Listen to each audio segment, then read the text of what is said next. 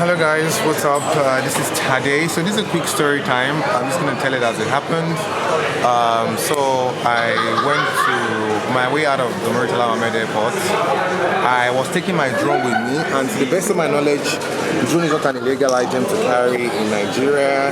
And I put in my hand luggage. So as I went through everything successfully, as I just went past the, you know that part where you bring out your hand luggage and you like put your laptop and whatnot. Next lady just talking at me, I'm carrying a drone.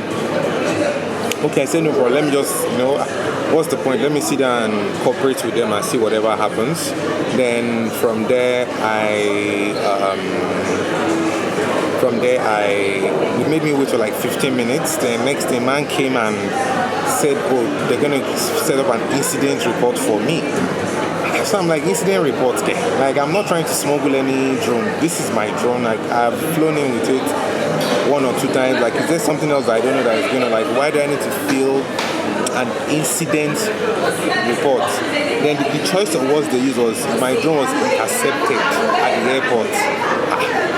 So I was like, okay, what's going on here? Like, I'm not, like, the one is you intercept things like drugs. You intercept things like things that are like dangerous and whatnot. So next thing they told me that I should come to, they told me to follow them to the quote-unquote DSS office, which I did. Upon getting the DSS office, the place was even closed. So the man left me there for like 15 minutes. I had to back the customs that time is going, I need to get up my flight, like what's going on? And next thing I know,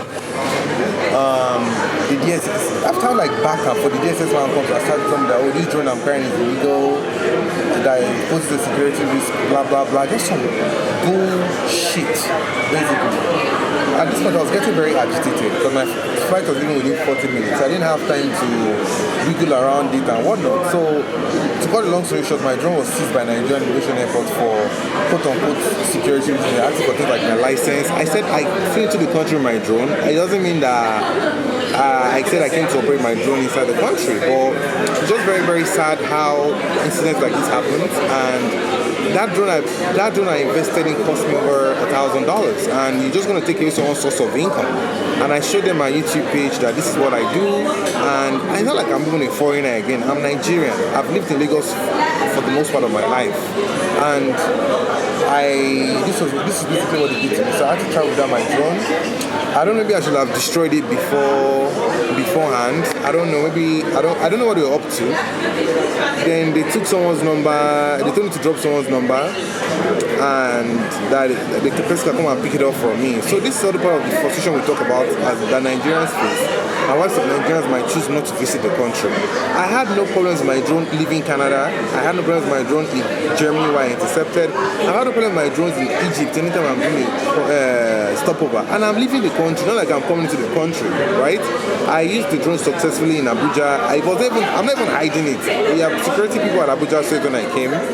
But it's really frustrating how Nigeria systematically frustrates its own youth. Then wonder why some people talk bad about it outside the country.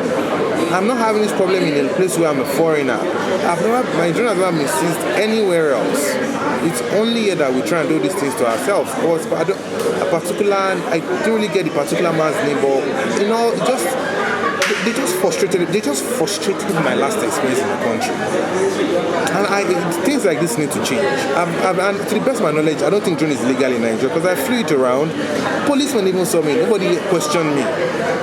So I don't know. It's quite sad, but I just thought I'd record it and share with you guys. This happened on December 4th, 2022. I might release the video some days after. So I'm gonna try and have my family members pick it up, and I'll let you guys know what the process is like.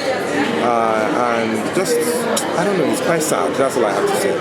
Anyways, I'm connected right now, going back to Toronto, and I'll let you guys know how it goes and what I plan to do in the worst case scenario.